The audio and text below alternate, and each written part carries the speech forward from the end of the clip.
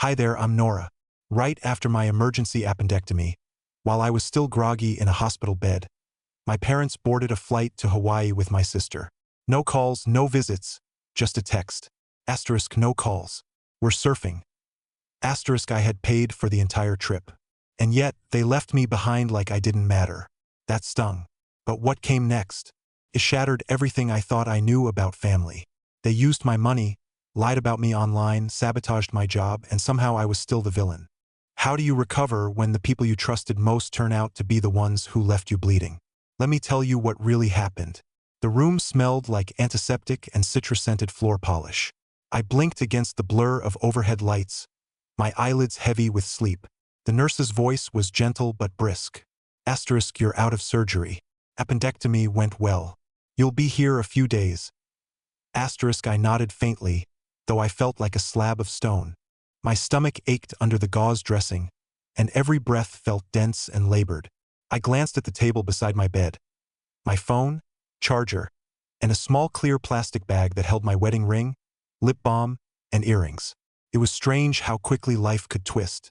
One day you're planning a family trip to Maui, your idea, your treat, your gesture of love, and the next you're under anesthesia while the people you planned it for check into a beachside resort without you.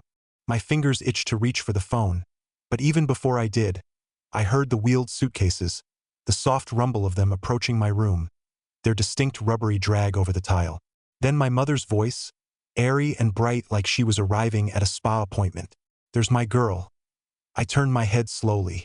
Ellen swept in first in a linen travel set and fresh lipstick. Sadie followed with sunglasses perched in her hair, dragging the navy blue suitcase I'd bought her last Christmas.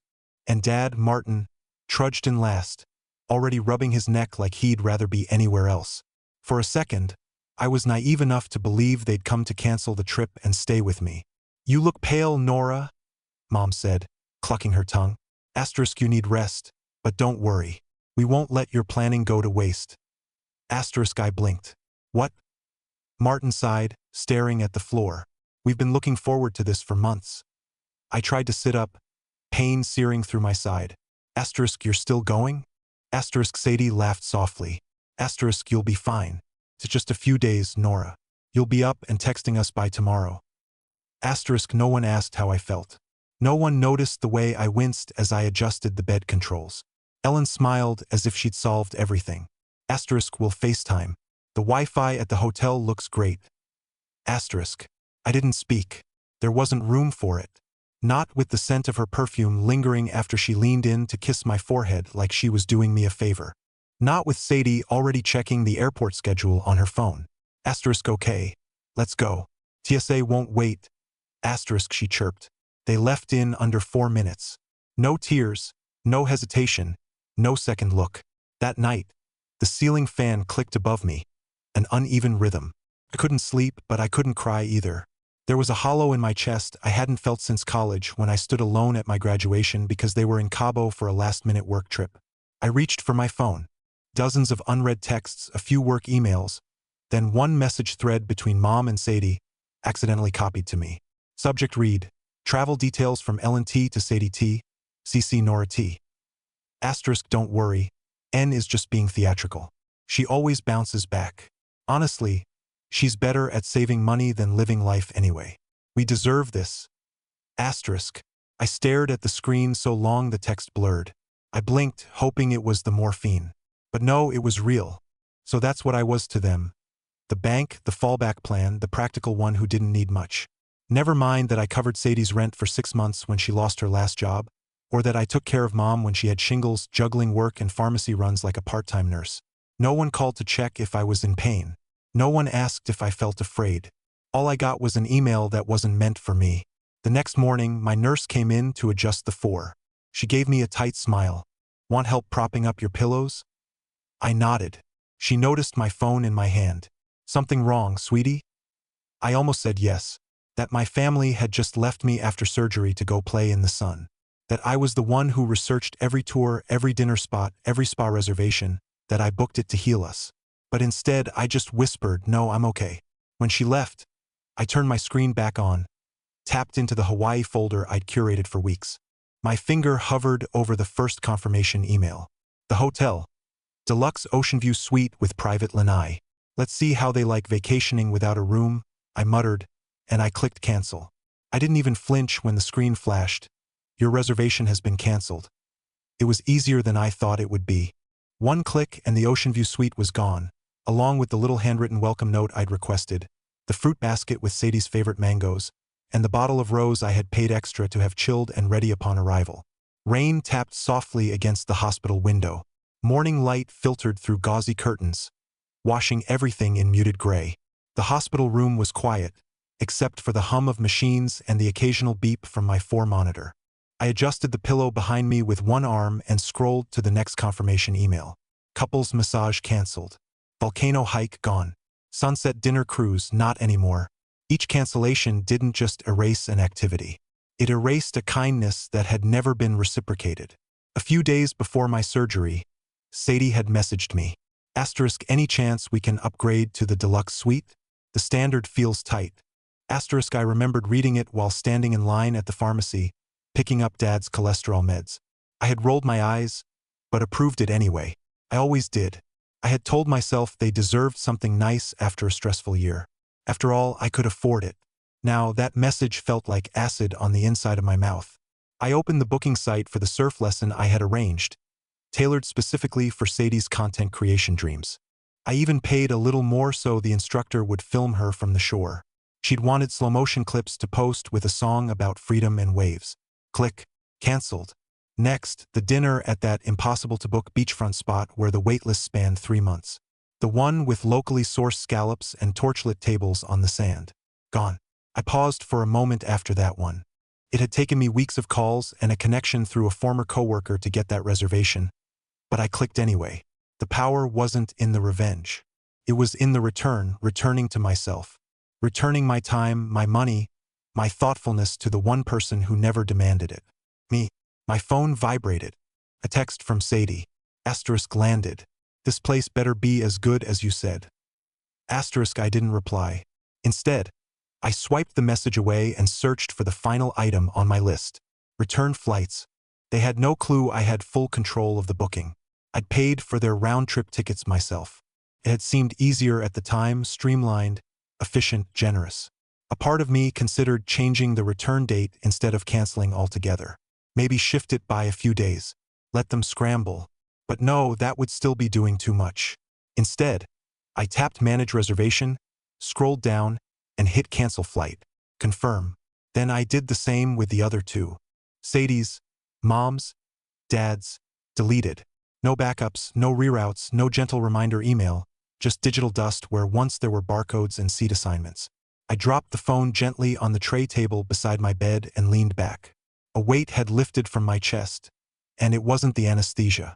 I had spent the last decade being the fixer, the planner, the emotional accountant in our family. When someone needed groceries, I filled their fridge. When rent was overdue, I wired the money. When Sadie couldn't find a job worthy of her degree, I paid for therapy. And still, I ended up here, cut open and left behind. There was no grand monologue, no dramatic exit, just a series of silent clicks and cold confirmations. The storm hadn't reached Hawaii yet, but it would. The rain tapped a steady rhythm against the window, soft and persistent, as if the sky itself was echoing the thoughts I couldn't say aloud. I stared at the ceiling, letting the steady beeps from the monitor lull me into something between waking and sleeping. Another day had passed, and still nothing. No texts, no missed calls. Not even a lazy thumbs-up emoji from Sadie. They were across an ocean, sipping mimosas wrapped in hotel robes, floating through my carefully planned schedule like I'd never existed. Like I wasn't lying in this room, stitched up and alone with bruises blooming along my side and an ache that medicine couldn't dull. The door creaked open. Nurse Claire walked in quietly, carrying a fresh fur bag. Her presence was always soft, never rushed. I liked that about her. She glanced at the empty visitor chair and offered a small smile. Asterisk, you're the only one on this floor who hasn't had a visitor yet. Are they out of town? Asterisk, I paused before answering. Yeah, Hawaii. She blinked. Seriously? Yep, I said, biting back a bitter laugh. Asterisk, family vacation booked by me, paid by me. They left the day after my surgery. Asterisk, Claire didn't respond right away. She simply adjusted the foredrip and shook her head gently, as if unsure whether to be surprised or just sorry for me. When she finally spoke, it was quiet. Some people don't know what they have until it's gone. I didn't reply. Couldn't. After she left, I grabbed my phone again. I scrolled through old messages. Past birthdays I remembered. Holidays I hosted. Grocery deliveries I paid for when Sadie said *rent drained me this month. Sis, you know how it is. * I remembered how I'd pulled double shifts when Mom had pneumonia and needed help at home. I'd moved in with her for a week, cooking bland soup and tracking her meds, while Sadie sent me filtered selfies from a yacht, a cruise that same week. She was on a damn cruise. And when Sadie's latest breakup had her spiraling into sobbing phone calls and blackouts on my couch, I was the one who booked her therapy. I drove her every Tuesday and waited in the parking lot. She never stayed in therapy long, but I did. I stayed for her. Why? Because she was family, and because I believed that showing up meant something, that love, when it was quiet and steady, would matter more than the flashy, Instagrammable kind. I was wrong. The screen flashed, a call from Lila, my cousin from Portland. I answered quickly, my voice hoarse from too much silence. Hey Nora, Lila said. You okay? I could hear wind on her end. She was walking somewhere, maybe coming home from work. I swallowed. Define okay. I saw Sadie's story. Lila's tone changed instantly. She posted a boomerang from a Maui spa, captioned it, "Can't believe you're not here. Spa day in paradise. Baby." I thought maybe it was an old video. Nope, I said. It's very current. Lila hissed. That's low even for her. She didn't even ask how the surgery went. Not once, I said, staring at the drip. There was a pause. Then Lila spoke again, slower this time. Nora, there's something I think you should know. A while back, maybe 6 months ago, I overheard Sadie and your mom talking at Aunt Jane's party. They mentioned someone from your job, a guy in HR. I sat up straighter. James? Yeah, James. They were laughing about how they nudged him not to give you that team lead promotion. Something about you being too emotionally drained and needing less stress. I didn't think it meant anything, but now it clicked. I hadn't just been overlooked. I'd been sabotaged. They said I was emotionally unstable? I asked, blinking hard. I'm sorry, Nora. I should have told you then. I nodded even though she couldn't see me. Thank you for telling me now. After we hung up, I didn't cry. I just breathed deep, steady, measured. One breath in, one out. I wasn't shocked, not really. Disappointed, yes. Heartbroken, maybe. But shocked, no. This wasn't one betrayal. It was a pattern, a portrait, even one that had been forming slowly over time. Brushstroke after brushstroke of me showing up and them walking away. I had been the safety net, the extra cash, the one they could count on when their own poor choices caught up with them. But now I was waking up to the fact that no one had ever really shown up for me. They hadn't asked if I was okay. They'd made sure I wouldn't get promoted. They'd taken my trip, my money, my silence, until now. I picked up my phone and opened my email. My fingers moved with a steadiness I hadn't felt in days. Subject? Promotion feedback to hr@mycomp.com from Nora.vu *. Hi James. I'd like to request a review of last quarter's team performance stats. Also, I'd like to set up a meeting to discuss long-term leadership goals. Let me know your availability this week. My thumb hovered over the send button, and then I clicked. The phone lit up before sunrise, buzzing violently against the side table like it had something to prove. I blinked awake, heart thudding, unsure if the pain in my stomach was surgical or emotional. My room was dim, except for the flicker from the hallway and the soft glow of incoming chaos. 52 missed calls, 43 texts, 7 voicemails, all from the same 3 people. I knew what I was about to read before I even unlocked the screen. I could already hear Sadie's voice, that whiny, breathy tone she used when things didn't go her way. She had always spoken like the world owed her an apology. Her messages came first. How could you do this to us? We're stranded. The hotel says there's no record of our stay. You're being so immature, Nora. Grow up. I scrolled slowly, as if I needed to stretch out the betrayal to fully absorb it. Her words spilled like accusations disguised as concern. It's like you wanted to ruin this. What's wrong with you? Seriously, are you okay in the head? I locked the screen and set the phone down on my lap. My hands were trembling, not from fear, but from that nauseating blend of disbelief and bitter clarity. They weren't sorry. They were angry they'd been caught without their safety net. Seconds later, the voicemail started autoplay. My mother's voice came through, syrupy at first. Asterisk Nora, sweetheart, we're worried. This isn't like you. You've always been the responsible one. Please don't let some misunderstanding ruin everything. Asterisk another click. Her tone sharpened. Asterisk, you're punishing us. That's what this is, isn't it? After all we've done for you. Asterisk another. Asterisk, you know how much your sister needed this break. She's been under so much pressure. And now you're acting like this because what? You're jealous? Is that what this is about? Asterisk. I closed my eyes for a moment. Jealous? She really said that? It was as if being cut open, stitched back together, and left alone in a hospital bed wasn't enough. Now they were carving up my character too and handing out slices to whoever would listen. A buzz, new message, this time from Lila. Asterisk, you might want to see what your mom posted in the family group. Asterisk, I opened the screenshot, expecting disappointment but not the wave of heat that flushed across my chest as I read it. Ellen had written, asterisk, we've sacrificed so much for Nora, and now during our one chance to breathe, she's cut us off, left us in a foreign place with no support. Please pray for us. We're heartbroken. Asterisk. The comments were worse. How ungrateful. Some kids forget where they came from. You raised her too soft. Ellen. I nearly laughed. Not because it was funny, but because it was so surreal. I had been the one holding this family together for years. Quietly, without applause, without complaint. And now they had flipped the narrative into something grotesque. A tragedy where they were the victims and I was the villain. But I didn't feel like a villain. I felt like a woman finally drawing a line. I sat upright, the stitches pulling slightly beneath my gown. The discomfort grounded me. I reached for my phone again, but this time not to respond. I scrolled through the messages, screenshotting every one. I saved each voicemail to a folder titled Receipts, even the Facebook screenshot. I emailed it to myself. If they wanted a version of the truth, I was going to give them the real one. Unfiltered, undeniable. No more trying to win their love by staying silent.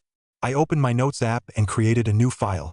I stared at the blinking cursor for a few seconds, then typed the first line with slow, deliberate precision. What really happened day by day. I sat up in bed, pillow bunched behind my back, rereading the notes I'd written the night before. My hands were still a little unsteady, but there was no fog in my mind anymore. Just clarity, cold and necessary. A notification popped up. You've been tagged in a post. It hit like a slap. I tapped into Facebook, and there it was. My name in blue under my mother's latest update. The post had already racked up dozens of reactions and comments. We are devastated, she wrote. Asterisk, after all the years of love and support, our own daughter left us stranded in a foreign place. No hotel, no transportation, no return tickets. We're trying to stay strong, but our hearts are broken. Asterisk. I blinked.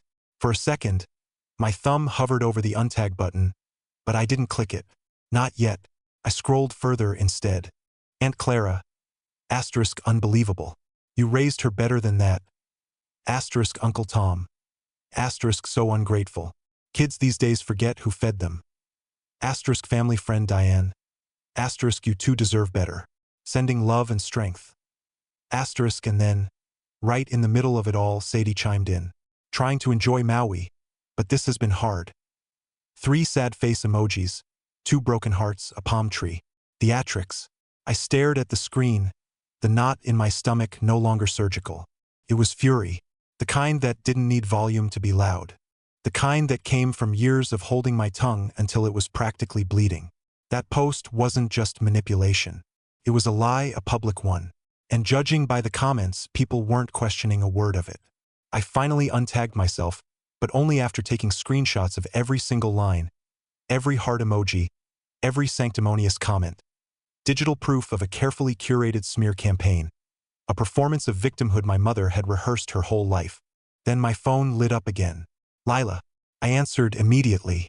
Her voice was low, rushed. Asterisk, Nora. I saw the post. Are you okay? Asterisk, getting there, I said, exhaling. It's just wild how fast they rewrite the narrative.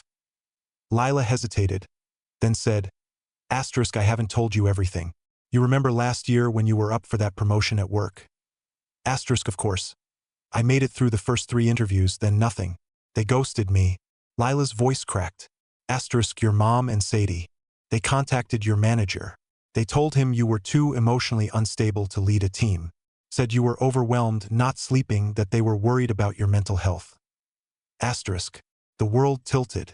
I gripped the blanket tighter, trying to ground myself. They what? Asterisk, they said they were looking out for you. But I overheard Sadie say she was going to pitch herself for a consulting contract with your team. They wanted to make space for her. Asterisk, I couldn't speak. I needed that promotion. It was how I'd planned to move out, to finally stop splitting rent with Sadie, to have a space that was mine, not one I paid most of but never fully owned. And they torched it. I stared out the window at the overcast Seattle skyline. The hospital room was too quiet now, too still for how loud everything felt inside me. They hadn't just left me behind in Hawaii. They had built a staircase out of my sacrifices and stepped on my shoulders to climb higher. No more. I opened Facebook and started a new post. Not rage-filled, not explosive, just true. I uploaded a photo of my hospital bracelet, the date clearly visible. A screenshot of my call log, 0 missed calls the day of surgery. Another image, Sadie's spa day in paradise post, timestamped hours after I came out of anesthesia. I added a message. Asterisk, since stories are being shared, here's mine. I booked the trip. I paid for it. I had emergency surgery the night before our departure. My family left anyway. I wasn't unstable. I was recovering. And this is me finally choosing truth over silence. Asterisk. I pressed post. The screen blinked for a second, then settled. I placed the phone face down beside me and leaned back against the pillows. The room was still quiet until it wasn't. The first vibration buzzed against the tray table, then another, then 5 more in quick succession. A flood of new notifications, comments, direct messages, shared posts. But it wasn't the strangers that made my stomach flip. It was the name that lit up my screen next. Martin. That. The sunlight creeping through the blinds was filtered by a curtain of coastal gray. Classic Seattle in early July. I stirred awake, heart still a little too fast from the firestorm of my Facebook post. The comments had exploded overnight. Strangers, co-workers, even a few family members chimed in with their own stories, some validating, some accusatory, and all of them loud. I was halfway through a bitter sip of hospital coffee when Nurse Claire stepped in, hesitating at the door. Her eyes flicked from the tray table to me. You have visitors, she said carefully, and they're not calm. Before I could speak, the door slammed open behind her. Ellen led the charge, face flushed, jaw set. She was still in a linen blouse from the tropics, as if clinging to the fantasy she'd flown back from. Sadie followed close behind, dragging the designer suitcase I'd given her for Christmas, the tag from the Maui spa still attached to its handle. Martin trailed last, not speaking, just scanning the room like he hoped it would disappear. I hope you're proud of yourself, Ellen spat, not even waiting for the nurse to step aside. You humiliated your entire family on the internet. I said nothing, staring at them from the safety of clean white sheets and beeping monitors.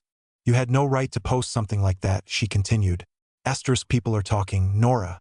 Your aunt called me crying this morning. Your cousin uninvited us from the baby shower. And for what? A tantrum? Asterisk, Sadie tossed her hair and sighed, dropping the suitcase with a dramatic thud. Asterisk, you're in a hospital, not a throne room. Acting like the queen of petty. Asterisk. My fingers tightened around the coffee cup. I placed it down slowly, letting the silence stretch a beat longer than comfort allowed. I almost died, I said flatly, while you were wine tasting in paradise. Ellen rolled her eyes. Here we go. I didn't ask for a crown, I added. Asterisk, just a little decency. Maybe a phone call, but you couldn't even spare that. Asterisk, Martin shifted beside the wall. His hands were in his pockets, head slightly bowed. I waited for him to speak. He didn't. My phone buzzed just then. Another alert from my credit card app. I picked it up without looking at them and opened the notification. $580 charged at Lokahi Spa and Wellness, Lahaina, Hawaii yesterday. I blinked once, then again. Did you? I looked up at Sadie. Did you use my card? She didn't even flinch. Asterisk, we didn't bring a backup and we needed massages. I figured you owed me that much after what you pulled. Asterisk I stared at her, stunned by the sheer audacity. You charged my card yesterday after blasting me online, after abandoning me, after… It was just a charge, Sadie shrugged. Asterisk stop being so theatrical. Asterisk. That word, theatrical. It had followed me my entire life like a bad scent. I reached for the nurse call button and pressed it. Nurse Claire re-entered in seconds. Yes. Asterisk, can you call security, please? I need 3 visitors escorted out of room 204. Asterisk, the silence cracked like ice. Ellen's voice rose. Excuse me? You're excused, I said, calmer than I thought I'd be, but not welcome. Claire didn't hesitate. She stepped out and returned moments later with Dr. Patel and 2 uniformed hospital guards. This is a healing environment, Dr. Patel said, tone neutral but firm. We cannot allow disruptions, no matter the relationship. Sadie snapped, she's our sister. That's not how you've treated me, I replied. Ellen raised her voice again, but it cracked under its own weight. We flew across the country for you. No, I corrected. You flew across the country because you were caught. Martin met my eyes for the briefest second. His lips parted like he might say something, an apology maybe, but then he dropped his gaze and followed the guards out with the rest. I didn't cry. Not when Ellen yelled down the hallway. Not when Sadie kicked the trash bin over on her way out. Not even when I saw my dad disappear behind the closing elevator doors without a word. Instead, I fell back against the pillows, my chest aching with something unfamiliar. Relief. For once, I hadn't let guilt drag me back into silence. My phone buzzed again. I reached for it and opened my banking app. Under recurring payments, I saw them listed like anchors I hadn't realized were still weighing me down. Sadie's rent, Mom's grocery fund, Dad's phone bill, weekly therapy copay for Sadie. I tapped manage, then cancel one by one. The room had finally settled into an evening hush, the kind that only follows chaos. Shadows stretched across the floor like silent witnesses. I was still propped up in bed, hand resting on my phone, screen open to the Manage Recurring Payments menu. Each line item stared back at me like tiny leashes I hadn't realized were still wrapped around my ankles. I started with the easiest one, Sadie's therapy payments. Tap, disable. Then utilities for the house I hadn't lived in for years, but still quietly funded. Tap, disable. Weekly grocery fund, the one Ellen insisted helped keep the family healthy. Tap, gone. With each cancellation, my chest rose higher. It didn't feel like anger. It felt like oxygen, like something I hadn't breathed since my early 20s. Next stop was the authorized users list on my credit card. Sure enough, Sadie and Mom were both there, writing the same credit I bled myself thin to build. Tap, remove. My fingers moved without hesitation now. I opened the shared rideshare app. Sadie's phone was still linked to my account, the only way she'd ever gotten to those early morning therapy sessions I scheduled for her. I unlinked it, deleted the shared grocery list app, canceled the streaming subscription I hadn't watched in a year. Then silence. It didn't last. My phone buzzed violently, lighting up like it was having a seizure. 11 texts in rapid succession from Sadie. Asterisk, are you insane? That was my suitcase. Grow up, Nora. This is pathetic. You owe me after the week you just put us through. You think you're so above it all, but you're not. You're acting like Dad wasn't right to stay quiet. Delete that hospital post now. You've ruined our family. Fix this. You'll regret this. I swear. You're not the victim you think you are. Asterisk, I stared at the final message longer than the rest. Not because it hurt, but because of how small it suddenly felt. Seconds later, a voicemail from Ellen slid in. I didn't even need to press play. I could hear her cadence in the preview transcript. Asterisk, you've shamed us in front of everyone. I raised you better than this. You took a private family issue and made it a circus. Your sister needed this vacation. We all did. Asterisk, we were trying to enjoy what you planned, right? Because when I was sedated, stitched up, and alone, it was apparently the perfect time for them to go snorkeling in Maui and charge massages to my card. Still gripping the phone, I opened my contacts. Dad's name sat at the top, bookmarked from a time I thought he might call first. Block. Ellen was next, the woman who taught me to say thank you for things I paid for. Block. Sadie's name glared back at me like neon. I didn't hesitate. Block. Martin. I paused. He hadn't screamed. He hadn't lied. But he also hadn't stood up. His silence had been as sharp as their words. I counted silently. 1, 2, 3. Then pressed it. Block contact. The screen went dark and I let it. I let the weight of those actions hang in the air like the last few notes of a funeral hymn. Except I wasn't mourning. I was closing the door to a chapter that had drained me more than any surgery ever could. A buzz, softer this time, lit up the screen. Lila. I opened the message. Asterisk, I saw what you posted. Just wanted to check in. You okay? Asterisk, I didn't overthink my reply. Asterisk, for the first time in years, yes. Asterisk, another moment passed. And then I typed one last thing. This time into my notes app where everything began. Asterisk, I was never their backup plan. I was their lifeline and they cut it. So I'm cutting mine. Asterisk. Outside the hospital window, the clouds had started to part. A faint glow of fading daylight caught the edge of the blinds. The kind of light that signals something new. Not necessarily brighter, but definitely clearer. I set the phone face down on the side table. No more buzzing. No more guilt-laced voicemails. No more just one more favor messages. For once, I wasn't waiting for anyone to change. I had changed. I closed my eyes. And for the first time, the silence didn't feel empty. Felt earned. For the first time in weeks, I woke up to something other than hospital monitors or the buzz of incoming messages. Morning sunlight filtered through the curtains of my apartment, casting a soft glow across the hardwood floor. The sheets were freshly laundered, smelling faintly of lavender. I lay there for a long moment, listening. No beeping, no voices raised in guilt, no chaos, just peace. The quiet wasn't eerie. It was earned. I sat up slowly, still cautious of my healing incision, and padded into the kitchen. The fridge was full. Greek yogurt, orange juice, sliced turkey. The kind of food I used to forget to buy for myself, while I was busy making sure Sadie had her dairy-free ice cream and Mom had her imported mineral water. On the counter, a bouquet of sunflowers greeted me in a mason jar with a note scribbled in Tara's familiar handwriting. Asterisk, you're loved. Welcome home. Asterisk, my chest tightened, not with grief, but with something resembling gratitude. Later that morning, Tara showed up with a large coffee and a bag of warm muffins. She didn't knock, just let herself in like always. This place smells better than your last recovery, she teased, setting everything down with exaggerated care. Asterisk, Evan came by yesterday and hooked up those new smart lights you mentioned once, voice activated. You can even change the color. We voted for Zen Green. Asterisk, a knock followed just seconds later. Mia, all denim jacket and energy, held up a tablet. Asterisk, daily check-in. You're our Thursday. Lila's got Wednesdays. Tara rotates. Asterisk, you made a schedule? I blinked. She smiled. Asterisk, you think we were gonna let you sit here and spiral alone? Not happening. Asterisk.